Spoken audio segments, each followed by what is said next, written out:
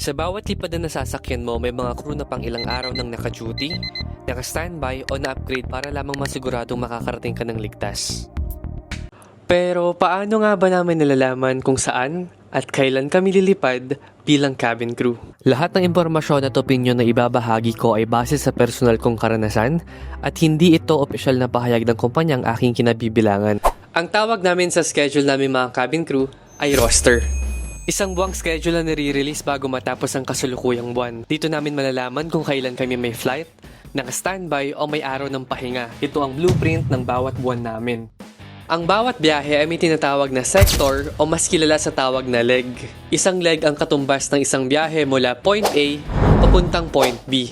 Halimbawa, itong Manila to Cebu, yan ay isang leg. Kung babalik ka naman ng Cebu to Manila, yan ay katumbas ng dalawang legs. Sa isang araw, maaari kaming lumipad ng 2 hanggang 4 na legs. Ibig sabihin, ilang beses din kaming magti-take off at magla-landing sa loob ng isang araw.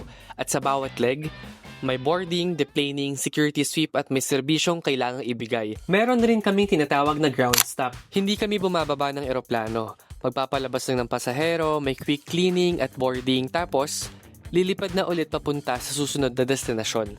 May mga araw din na wala kaming assigned flight, pero dapat ready kami. Ang tawag doon ay HS o home standby.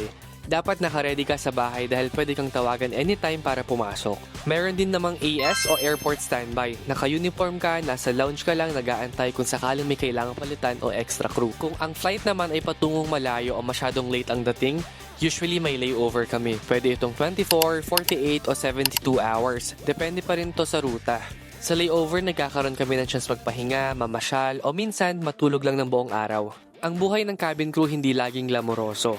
Pero bawat schedule sa roster, bawat leg at bawat standby ay bahagi ng serbisyong pinili namin at pinagmamalaki naming ibigay. Ito ang likod ng aming schedule at ito ang kwento ng bawat lipad.